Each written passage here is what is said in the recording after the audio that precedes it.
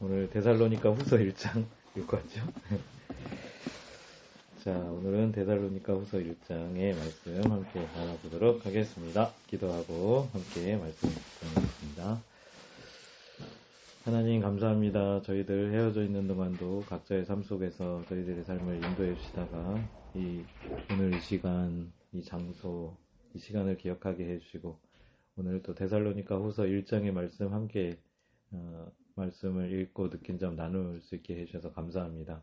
성령님께서 저희들 가운데 교통하시며 인도해 주셔서 말씀 통해서 저희들과 함께 나누고자 하시는 하나님의 귀한 뜻들을 저희들 알 수 있도록 주님 도와주시고, 그래서 저희들이 가져야 될 삶의 방향과 태도와 방식을 배워서 그 태도와 방향과 방식으로 삶을 저희들이 매일 맞닥뜨리는 삶들을 살아낼 수 있는 저희들 될 수 있도록 인도하여 주옵소서.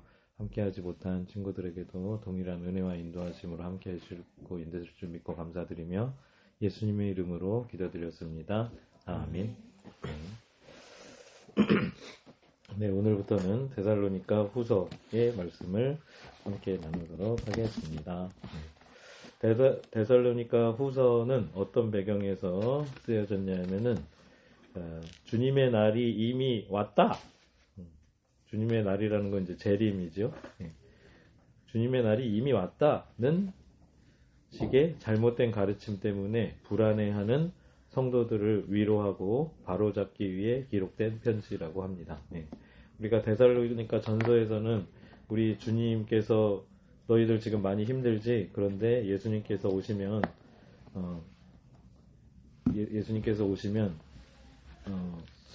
오셔서 우리는 변화해서 주님과 영원히 우리 함께 하는 거야. 그러니 이런 말로 서로 위로하면서 우리 지금을 잘 견디자. 이렇게 이제 하면서 데살로니가 교인들은 새신자들이었는데 박해가 너무 심해가지고 힘들어하고 있었는데 그들의 소망은 뭐였냐면 우리가 지금은 힘들지만 곧 예수님께서 재림하셔서 우리를 또 안식으로 들어가게 해주실 거야 라는 기대와 소망이 컸던 그런 공동체였던 것 같아요. 하여튼 그랬는데 그 중에 어떤 사람들이 말하기를 예수님의 재림은 이미 왔다. 이미 벌어졌다. 언제쯤에. 그런데 너희들은 그때 그 재림에 참여하지 못한 거야. 라고 하는 그런 이야기가 떠돌았었나 봐요. 그래서 이제 막 사람들이 이미 정말 있었던 거야? 그럼 우린 어떻게 되는 거야? 우린 버림받은 거야? 이런 이제 혼란 속에 있는 교회를 향해서 바울이 그렇지 않아. 예수님의 재림은 아직 이루어지지 않았어. 그러니 우리는 우리의 각자의 삶을 잘 살면 돼. 뭐 이제 이런 취지의 말씀을 전해주시는 말씀이 데살로니가 후서라고 합니다. 1장의 말씀을 읽고 느낀 점 함께 이야기해 보도록 하겠습니다. 우리 수현이 딱히 느낀 게 없는 것 같은데 그래서 이제 칭찬을 하잖아요. 네. 고난 있는데 이제 믿음이 약간 믿음을 간직했다고 그런 말도 하고 이제 마지막에 근데 위에서 기도한다 그러잖아요. 네. 그리고 부르심이 합당한 사람이 되게 해주시며 그 능력으로 선함과 믿음의 행위를 완성해 주시기 위해서 기도를 하는 걸 보고 이제 부르심에 합당한 사람이 되는 게 뭘까라고 생각을 했는데 지금의 저로서는 어떤 저에게 주어진 일을 하면서 성경을 잘 읽고 기도하는 게 되지 않을까라는 생각을 했습니다. 네. 기도해야겠다. 생각했습니다. 기도해야겠다. 네. 그렇습니다. 네. 그래서 여기 이제 이제 여러분들 때문에 내가 하나님께 언제나 감사하고 있다라고 하는 말씀이 있네요. 그죠? 3절에 형제 자매 여러분, 우리는 여러분을 두고 언제나 하나님께 감사를 드릴 수밖에 없습니다. 그렇게 하는 것이 당연한 일이니 그것은 여러분의 믿음이 크게 자라고 여러분 모두가 각자 서로에게 베푸는 사랑이 더욱 풍성해 가고 있기 때문입니다. 라고 하면서 하나님께 감사를 드리는 거예요. 왜 감사하냐면 얘네들이 굉장히 어려운 환란이 되게 많았나 봐. 핍박도 되게 심하고. 그런 상황 속에서도 이 사람들이 자신이 예수님께 대한 믿음을 계속 잘 지켜나가고 있고, 또 예수님의 가르침대로 이웃을 혹은 성도들을 사랑하는 그 사랑이 점점점 여러분의 믿음이 크게 자라고 여러분 모두가 각자 서로에게 베푸는 사랑이 더욱 풍성해가고 있다라는 거예요. 어려움이 있는데 이 사람들의 믿음과 사랑이 오히려 더 발전하고 있는 모습을 본 거예요. 그래서 바울은 하나님께 감사를 드린 거죠. 그런데 이제 그 다음 말씀을 보면, 그러므로 우리는 온갖 박해와 환난 가운데서도 여러분이 간직한 그 인내와 믿음을 두고서 하나님의 여러 교회에서 여러분을 자랑하고 있습니다. 그러니까 여러분들이 어려운 중에서도 그렇게 믿음과 사랑을 계속 발전시켜 나가고 하는 모습들을 우리는 너무 하나님께 감사하게 생각하고 이것을 다른 교회에 전도할 때 계속 우리는 소개하고 있어요. 라고 이제 얘기를 하면서 하고 있는데, 5절에 보면 이 일은 하나님의 공의로운 심판의 표이니 하나님께서 여러분을 하나님 나라에 합당한 사람이 되게 하시려고 주신 것입니다. 여러분은 참으로 그 나라를 위하여 고난을 당하고 있습니다. 라고 이제 이야기를 하고 있어요. 그래서 여러분들의 모습을 보니 이것은 분명히 하나님께서 여러분들과 함께하고 있다라는 증거가 되고, 그것은 여러분들이 지금은 막 어려움을 당하지만 분명히 이것은 나중에 하나님께서 공의로운 심판을 하실 때 여러분들에게 반드시 칭찬으로 돌아가게 하도록 하나님께서 여러분 가운데 일하고 계시다라는 증거다라는 거예요. 뭐가 증거냐면 여러분들의 믿음과 여러분들의 사랑이 이렇게 어려운 중에서도 자라나고 있는 것을 보니 분명히 이것은 하나님께서 나중에 거기에 대해서 상 주실 것이라는 증거라는 거예요. 그래서 어려움 중에서도 여러분들이 믿음과 사랑을 살아낼 수 있는 이유는 뭐냐면 하나님께서 함께하고 계시기 때문이라는 거예요. 그래서 마지막 날에 공의로 하나님께서 심판을 하실 건데 인내하면서 주님께서 가르쳐주는 길대로 살아가는 사람들은 하나님께서 안식으로 갚아주실 것이고, 지금 여러분들을 괴롭히고 있는 사람들은 심판으로 괴롭게 하심으로 분명히 그렇게 심판하실 거예요. 그런데 여러분들이 지금 어려움 속에서도 믿음을 지키고 사랑을 풍성하게 하고 있는 모습을 보니 하나님께서 그 마지막 날에 여러분들을 안식으로 들어가게 하시려고 하나님께서 여러분들을 지금 막 도와주고 계시다라는 증거가 되는 거네요. 라고 하는 거예요. 그래서 이것을 통해서 뭘 얘기하고자 하는 거냐면, 지금 이 사람들이 아까도 말했지만 환난 속에 있고 어려움 속에 있다 그랬잖아요. 그리고 심지어는 어떤 사람들이 야, 재림은 이미 끝났어 라고 이제 또 얘기를 하고 있잖아요.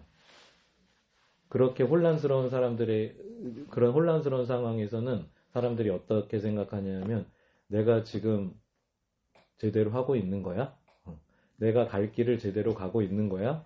내가 이렇게 하면 끝이 좋은 거야? 라는 부분에 대해서 혼란스러울 수가 있잖아요. 그죠? 그런데 바울은 거기에 대해서 이렇게 말하는 거예요.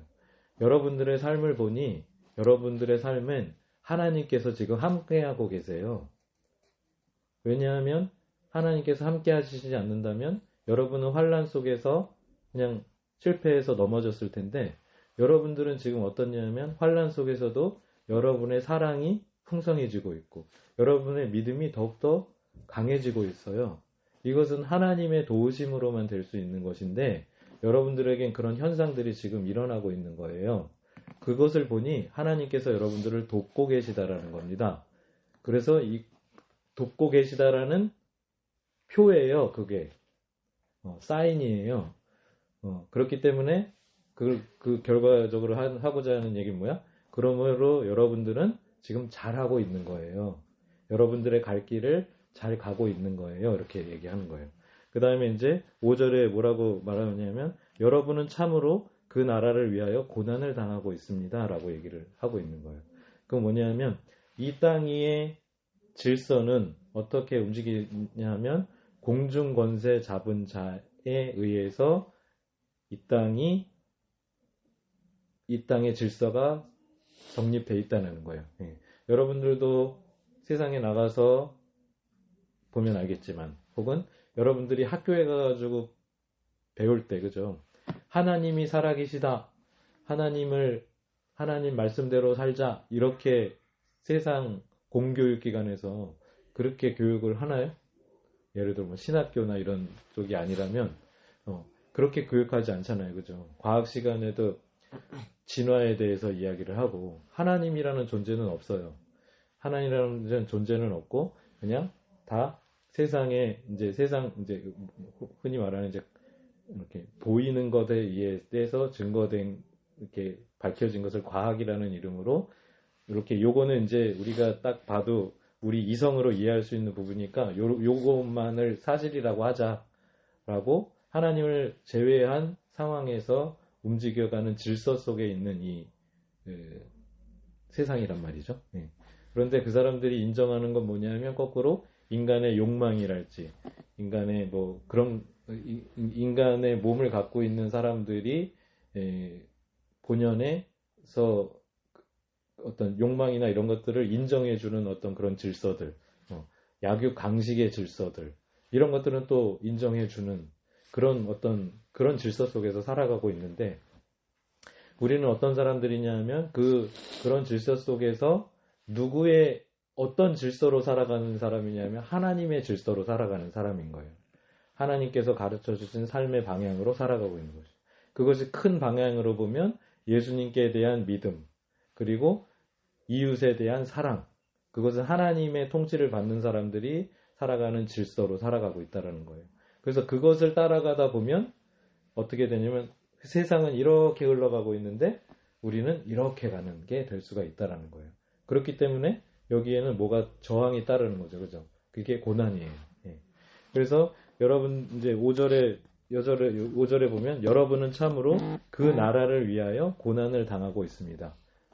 하나님의 나라의 질서대로 삶으로 인해서 여러분들이 지금 고난을 받고 있는 거예요. 그러니까 여러분들에게 고난이 있다라는 건 여러분은 하나님의 질서에 따라서 지금 살아가고 있다라는 겁니다. 라는 뜻인 거예요. 예. 그렇기 때문에 결론적으로 여러분은 지금 잘하고 있는 거예요. 어렵지만 여러분 지금 잘하고 있는 거예요. 그러니 여러분이 하던 사랑의 삶, 여러분이 하던 믿음의 삶을 계속 잘 지켜나가세요. 라는 얘기입니다. 예. 그래서 우리 수련이도 그래서 내가 어떻게 해야 될지 모르겠는데 여하튼 기도하고 말씀 읽고 하던 내게 주어진 일들을 잘하고 하는 그런 삶을 살게요. 라고 한 것처럼 우리가 당장 할 수 있는 것은 매일매일 주어진 삶 속에서 선생님이 아까 이제 처음에 기도할 때처럼 하나님께서 주신 방향 그리고 또 그 상황에서 내가 처해야 할 하나님께서 가르쳐 주신 바른 삶의 태도 그리고 또 그 상황들을 풀어나감에 있어서 하나님의 방식으로 그것을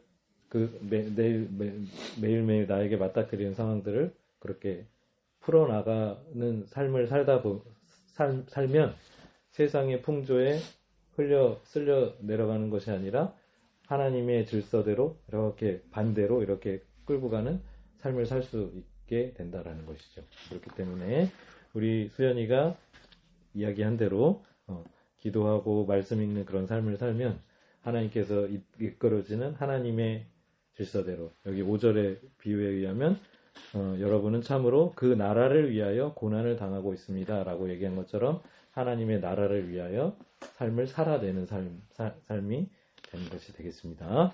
그래서 우리 수연이가 계획한 대로 말씀 읽던 대로 읽고 또 기도하던 대로 해서 결론적으로는 하나님의 질서가 뭔지를 캐치하고 그 질서대로 삶을 살아가면 수연이의 삶에는 믿음이 풍성해지고 사랑이 깊어지는 그런 삶이 아마 되어질 거예요. 예, 그래서 그것이 바로 예수님의 재림을 기다리는 사람들의 바른 태도다라는 것을 말씀해 주시는 것 같아요. 예, 그래서 계획하신 대로 하시면 될 것 같습니다. 네. 자, 우리 수기.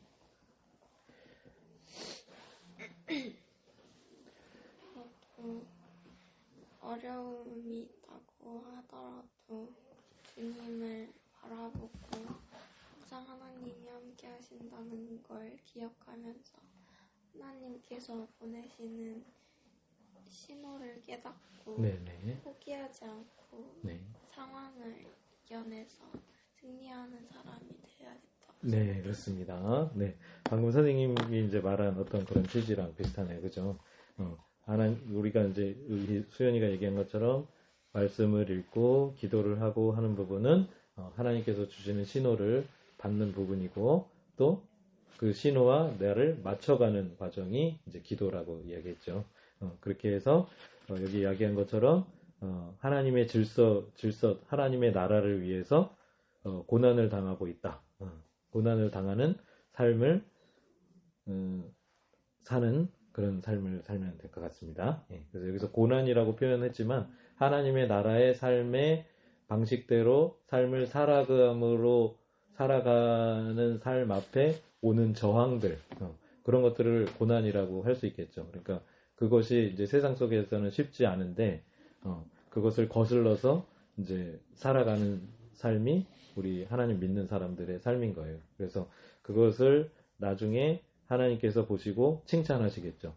너희들은 이렇게 시대가 흘러가는 대로 흘러가지 않고 내가 이끄는 대로 이렇게 거슬러 올라왔구나 라고 칭찬하시겠죠. 예. 그래서 우리가 연어 이야기를 할 때 연어를 우리가 연어의 정신을 높이 쳐주지 않습니까? 우리 노래도 있잖아요. 흐르는 강물을 거슬러 오르는 연어 뭐 그런 노래가 있지 않습니까? 예. 그래서 연어의 삶을 숭고하게 이제 생각을 하는데 그것은 왜냐하면 연어가 흘러가는 대로 하는 게 아니라 목적이 있어요.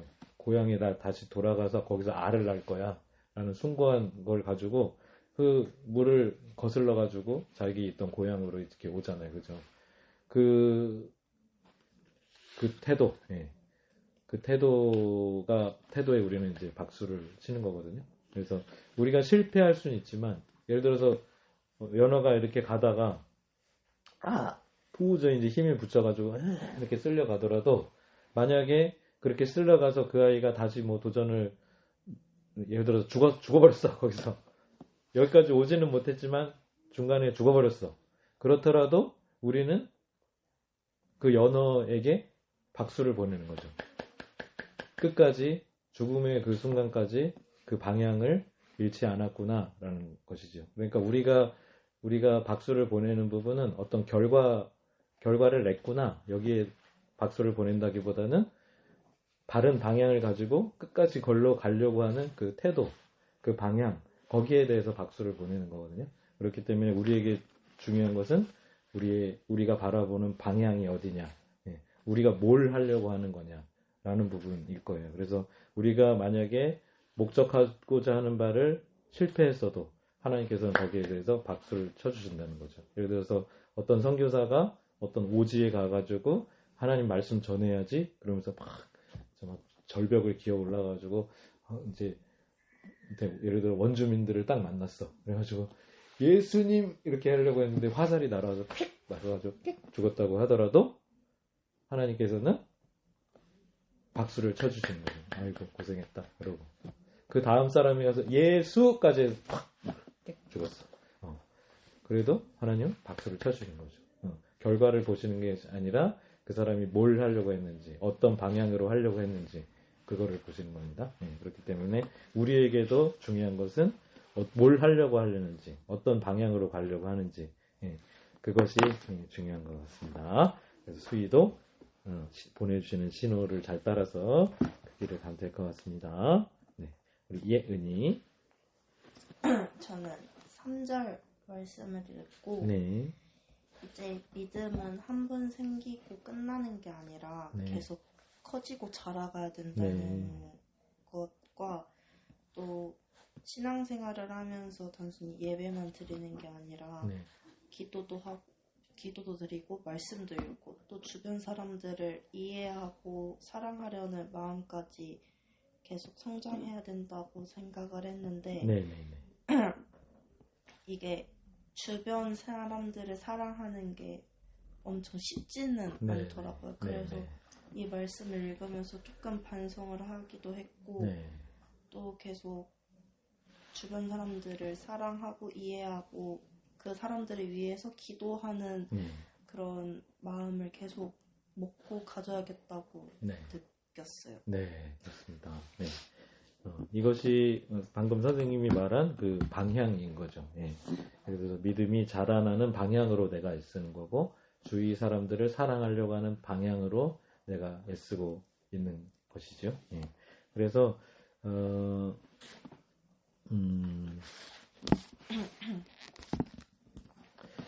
그래서 이제, 6절에 보면 하나님은 3절을 먼저 볼까요? 3절에 형제 자매 여러분, 우리는 여러분을 두고 언제나 하나님께 감사를 드릴 수밖에 없습니다. 그렇게 하는 것이 당연한 일이니 그것은 여러분의 믿음이 크게 자라고 여러분 모두가 각자 서로에게 베푸는 사랑이 더욱 풍성해 가고 있기 때문입니다. 라고 얘기했네요. 그죠? 그래서 예수님을 믿는 사람들에게 나타나는 두 가지 삶의 현상이 뭐냐면 믿음과 사랑이라는 거예요. 그래서 우리가 전에 데살로니가 전서 처음 시작할 때도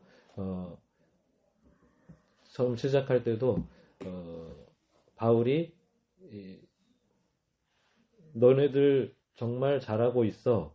너희들의 신앙 참 잘하고 있는 거야를 판단하는 기준이 뭐냐면 여러분들의 삶에 믿음이 자라나고 있다든지 사랑이 풍성해지고 있다든지 하는 그런 현상을 보니 너희들 참 잘하고 있구나. 여러분들은 하나님의 인도하심 속에서 참 자라나고 있구나 라는 것을 알아낼 수 있다라는 거예요. 그래서 뭐냐면 얘가 귤나무야. 귤나무인데 얘가 귤나무랑 똑같이 생기긴 했는데 얘가 귤나무인지 레몬나무인지 그 다음에 탱자나무인지 잘 모르겠는 거야. 근데 뭘 보고 알 수 있어? 열매를 보고 알 수 있는 거예요. 귤이 열렸네? 난 탱자나무인지 아는데 얘 귤나무였네? 이렇게 알 수 있잖아요. 그죠? 그래서 우리를 겉모습만 봤을 때 우리가 예수님을 믿는 사람인지 아닌지 알 수 없지만 여러분들의 삶에 사랑의 삶이 점점 깊어지는지 여러분들의 믿음이 하나님께 대한 믿음이 자란다는 건 뭐냐면 하나님의 말씀대로 삶을 살아내려고 애쓰고 있는지 이것이 여러분들이 어떤 사람인지를 증명해주는 열매라는 거예요. 예수님께서도 말씀하셨듯이 가시나무는 엉겅퀴를 내고 무화과나무는 무화과를 낸다. 가시나무에서 무화과나무가 날 수가 없고 무화과나무에서 엉겅퀴가 날 수가 없다. 사람은 그 열매를 보고 판단하는 거다라고 얘기를 했어요. 그래서 우리 기독교인들에게 예수님을 믿는 사람들에게 하나님을 믿는 사람들에게 성령님의 인도하심을 받는 사람들에게 나타나는 삶의 열매들이 믿음을 따른 행동, 인내를 갖고 믿음을 따른 행동이 여러분들의 삶에 나타나는지 혹은 여러분들이 주위 사람들을 대할 때 사랑으로 대하고 있는지 그것이 여러분들이 어떤 나무인지를 증명해 준다라는 것이죠. 그래서 아까도 그러나 그것이 과정에 있는 거예요. 우리는 과정에. 그래서 우리가 결국은 그 열매를 언젠가는 맺을 수 있지만 여러분들의 삶의 지향이 어디를 향해 있냐라는 거예요. 그래서 우리 이제 예은이는 나는 이런 믿음이라는 건 계속 자라는 거구나. 그러니까 나 말씀도 읽고 기도도 하고 하면서 계속 자라나도록 해야지라는 방향을 가지고 있잖아요. 그다음에 나는 이웃을 좀 사랑해 보려고 하는데 그게 쉽지 않더라고요. 그러나 나는 이렇게 해서 더 노력하려고요 하는 방향을 가지고 있잖아요. 그러면 그 방향을 갖고 하면 처음에는 잘 안 되지만 나중에 몇 번 하다 보면 이럴 땐 이렇게 하고 이럴 땐 이렇게 해가지고 해야지 이렇게 그런 것도 생기고 혹은 사랑에 누군가를 포용하고 사랑하고 이해한 이렇게 이제 품어줄 수 있는 것은 많은 경우 어떤 때 하냐면 그 사람을 상대를 이해할 때 우리가 그 사람을 포용할 수가 있어요. 상대를 이해할 때. 그래서 선생님도 이제 가족들하고 이렇게 살잖아요, 그죠? 그런데 어떤 가족이 어떤 때는 상태가 좋아. 그래서 이렇게 좋아. 그런데 어떤 때는 아주 밉살 맞아. 밉살 맞아가지고 저 인간이 왜 저런가. 그러고 이제 또 이제 그럴 때가 있어. 그런데 이제 딱 보니까 패턴이 있어.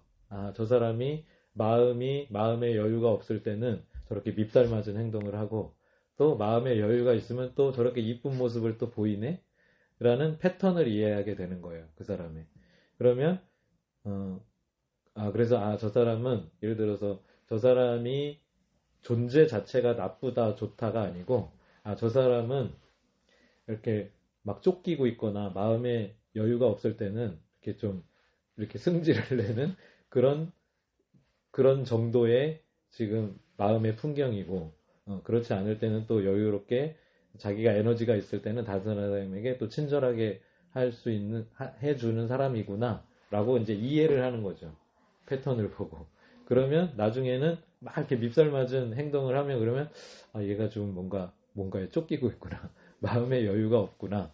라고 하면서 이렇게 상황을 보면 저것 때문에 그런가 보다 라면서 그 사람을 이렇게 이제 기다려줄 수 있는 거죠. 예.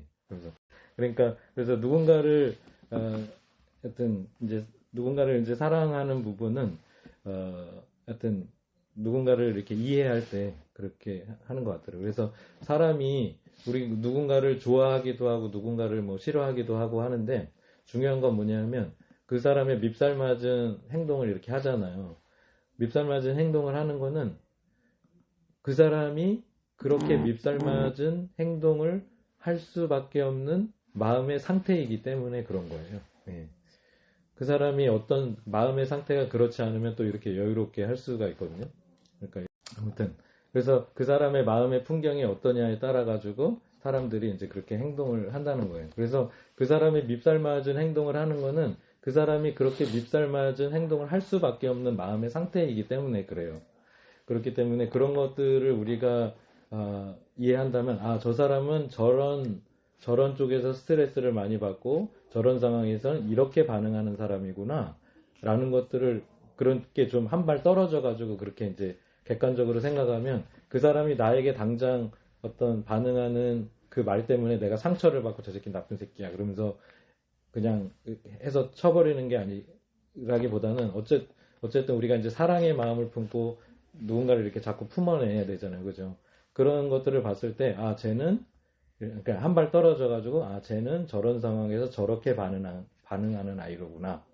그런데 또 그렇지 않은 상황에서는 또 이렇게 반응하는 아이로구나를 우리가 그렇게 한 발 떨어져 가지고 이해한다면 그 사람을 이렇게 이제 더 품을 수 있는 그런 우리 마음의 여유가 생기는 것 같아요. 그렇기 때문에 우리가 다른 사람을 품을 때 이제 그렇게 이제 좀 생각을 하면은 우리가 또 우리가 이제 사랑의 삶을 더 깊게 해야 되는데 그런데 더 도움이 되지 않을까 하는 그런 생각을 좀 이제 해봤습니다. 네, 그래서 하던 대로 그렇게 잘 하면 될 것 같다. 그래서 예은이는 좋은 방향을 가지고 있고 그것이 당장은 아니더라도 곧 열매가 하나씩 이제 열릴 것이다. 라는 그런 기대를 갖게 되는 것 같습니다. 네, 우리 혜린이. 저는요. 네. 이거 내용이 좀 그거잖아요. 네. 재림 아직 안 했는데 네. 착각한 거잖아요. 네. 그래서 네. 그걸 보고서 좀 미래에 대한 불안은 네. 아직 현대에도 네. 많잖아요. 네. 그래서 좀 시대가 달라도 많은 사람들에게 영향을 간다는 사실을 네. 다시 한번 알 수 있었고 네. 좀 정확하지 않은 정보에 쉽게 흔들리는 네. 그런 모습도 되게 많이 보이지 않나요? 네. 지금? 네, 그것도 다시 한번 좀 상기할 수 있었고요. 네. 그래서 좀 이런 불확실한 시대일수록 중심을 잘 잡는 태도가 필요하다고 생각을 했어요. 네, 그렇습니다. 네. 그래서 이제 불안한 거는 뭐냐면 미래에 대해서 이제 불안하거나 이제 또 많은 이제 정보에 의해서 내가 어떻게 해야 되는 거지? 이제 이렇게 판단하게 되는 거잖아요, 그죠? 그런데 우리에게 이제 그런 상황 속에서 우리가 삶을 살아야 되기 때문에 우리가 하나님의 전신갑주를 입어라라고 이제 우리에게 이야기하면서 우리에게 주신 무기가 뭐냐면 성령의 것 말씀인 거예요. 그래서 성령의 것 말씀을 통해서 우리가 상황을 바르게 해석할 수 있는 이제 능력을 갖게 되는 것이죠. 그래서 미래의 일이든 현재의 일이든 과거의 일이든 이것들을 우리가 바르게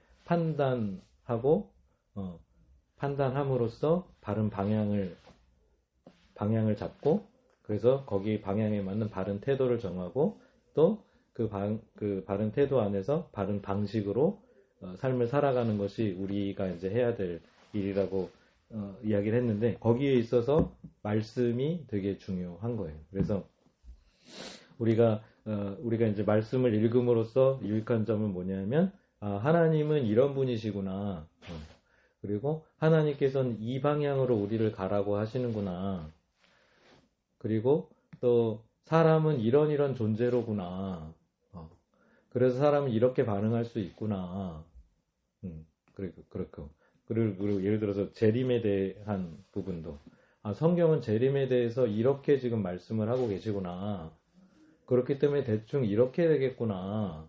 라는 부분을 말씀을 통해서 우리가 이제 알 수 있는 부분이죠. 그래서 여기 이제 재림에 대해서 이 사람들이 어떤 사람은 재림이 이미 끝났다고 말을 하는데 우린 그럼 어떻게 되는 거야? 하면서 불안해하죠. 그죠?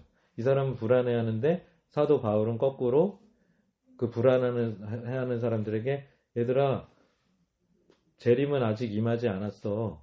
왜냐하면 재림은 하나님께서 이런 방식으로 해서 이때 오실다고 했거든.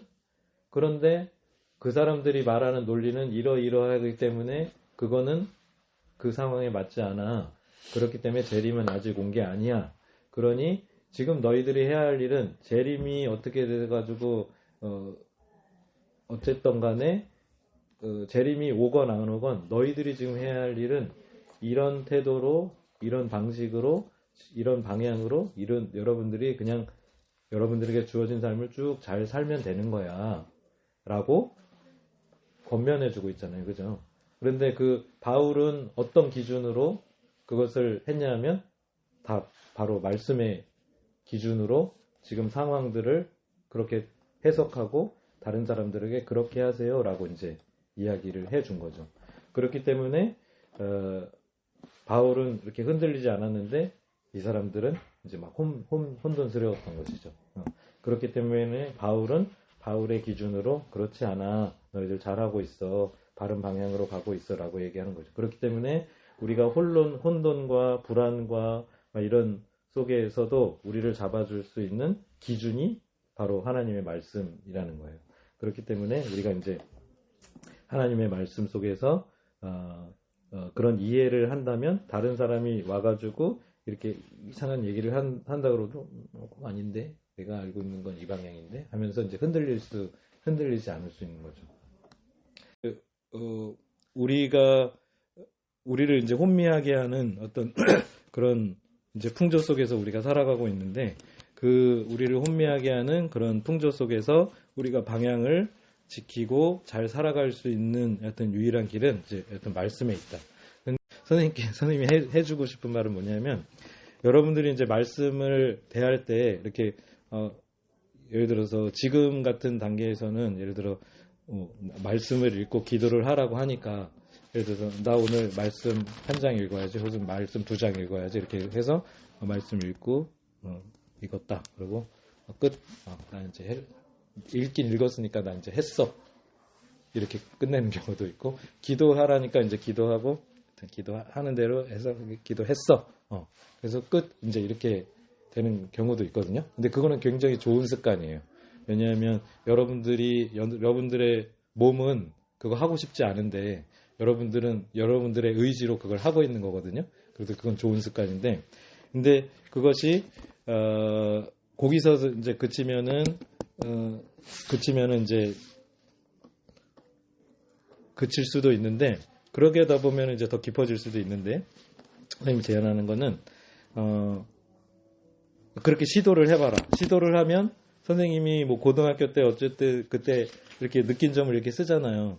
느낀 점을 쓰면서 이렇게 알게 됐던 그런 것처럼 말씀을 대하고 읽으려고 할 때 어떤 생각을 주신단 말이에요. 처음에는 이게 선생님도 이거 하면서 이렇게 막 필사하면서 우리 수연이처럼 별로 느낀 게 없는데 이렇게 처음에 쓸 때는 그랬거든.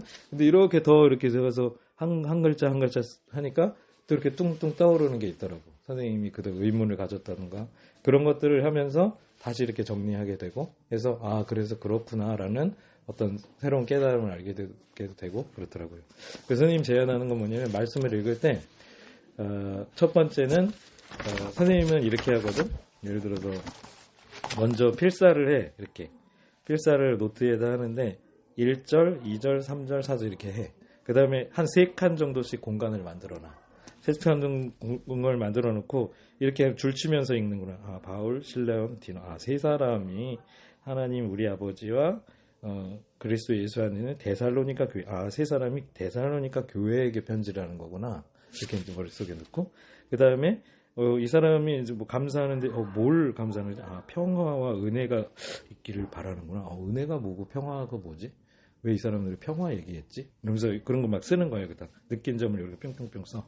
그렇게 하다 보면은 여튼 그렇게 먼저 쓰고 이렇게 공간을 만들어 놓고 그 다음에 이제 묵상을 하는 거예요. 이렇게 줄치면서 이렇게 하면은 이제 이런 생각들이 이렇게 써져요. 생각들 쓰고 잘 모르겠는 거는 요새 선생님은 챗GPT한테 야 이게 뭔 얘기야? 어떤 배경에서 한 거야? 이제 뭐 그런 거를 막 물어보거든요. 그러면 어떤 맥락으로 이렇게 했구나. 그래서 이제 그런 거를 보면서 이제 말을 정리하기도 하고 그래서 그런 맥락이 이러구나. 이제 이렇게 하기도 하거든요. 그래서 그러니까 내가 가지고 이 말씀 안에서 내가 가지고 있는 수준 안에서 정리할 수 있는 어떤 그런 것들을 이렇게 써내려가면서 내가 이제 깨닫는 방법 하나를 선생님 제안해주고 싶고 또 한 가지는 뭐냐면 이제 그 설교 말씀 있잖아요. 인터넷에 보면 설교 말씀이 나오는 게 많이 있거든요. 근데 그거는 좀 주의해야 되는데 여러분들에게 좋은 말씀을 해주는 그 목사님을 하여튼 잘 골라서 그 설교 여러분 이 사람은 참 바른 진리를 전하고 있는 것 같다 라는 그런 목사님의 설교를 이렇게 선택해서 그 목사님의 설교를 이렇게 잘 들어보고 또 이 목사님 설교도 들어보고 저 목사님 설교도 들어보고 요즘은 또 이렇게 찬양 집회나 이런 데 가면은 또 이렇게 말씀 전해주시는 또 이렇게 신세대에 막 이렇게 막 이렇게 하는 그런 목사님들의 설교도 많이 있고 막 그렇잖아요. 막 인스타에 뭐 짧게 막 올라오고 막 그런 설교도 그런 분들의 뭐 설교랄지 그런 설교들이 도움이 많이 돼요. 그러니까 내 신앙을 더 깊게 하는 부분에 있어서 그렇기 때문에 이제 그런 부분들도 한번 잘 찾아보고 해가지고 그런 부분에 있어서 누군가 이제 목사님이나 이런 분들의 도움이 필요하다. 이 목사님 괜찮으신 분이에요. 뭐 그런 도움이나 이런 것들이 필요하다면 뭐 선생님이 됐든 아니면 목사님이 됐든 이렇게 한번 여쭤보기도 하고 그렇게 해서 그 이제 설교 말씀을 듣는 것도 되게 유익해요. 그렇기 때문에 그런 식으로 해가지고 하여튼 나중에는 그런 것들을 가지고 그런 관점들을 가지고 여러분들이 성경을 읽으면 또 다른 관점으로 또 성경이 오기도 하고 막 그래요. 그래서 그렇게 성경 말씀을 읽음으로써 이 혼미한 세상에 바른 방향과 바른 태도와 바른 방식을 배워서 그렇게 삶을 살아가는 것이 중요할 것 같습니다. 마치겠습니다. 기도하겠습니다. 하나님 감사합니다. 오늘 데살로니가 후서 1장의 말씀을 통해서 저희들이 서로 느낀 점 함께 이야기할 수 있게 해주셔서 감사합니다. 사람들이 예수님의 재림이 이미 있었던 거 아니야? 그래서 혼란스러운 그런 상황 속에서 사도 바울은 너희들은 참 잘하고 있어. 너희들의 믿음과 사랑의 삶을 보니 너희들은 바른 열매가 열리고 있어. 그것을 보니 너희들은 바른 방향을 가지고 잘 가고 있어 라는 말로 위로해 주는 것을 알게 되었습니다. 저희들은 공중권세 잡은 자들이 만들어 놓은 질서 속에서 하나님의 질서로 살아가는 사람들이기에 하나님께서 저희들에게 송신해 주시는 송신을 저희들이 안테나를 하나님께 향함으로 잘 받아서 살아가야 함을 저희들에게 말씀해 주셨습니다. 그런 바른 삶의 태도로 이 어렵고 혼란스러운 시대에 잘 갈 수 있도록 주님 도와주시고 그 부분에 있어서 말씀이 중요하다는 것을 잘 알게 되었습니다. 그래서 우리가 말씀을 읽는 방법, 말씀을 묵상하는 방법, 그리고 말씀을 이해할 수 있도록 도움을 받는 방법에 대해서도 생각해 보았습니다. 우리가 그렇게 해서 말씀, 하나님에 대한 이해, 하나님께서 가르쳐 주신 삶의 방향, 태도, 방법을 잘 알아서 어려운 시대에, 혼란스러운 시대에 저희들이 바르게 잘 살아갈 수 있도록 인도하여 주옵소서. 감사합니다. 예수님의 이름으로 기도드렸습니다. 아멘. 네, 고맙습니다.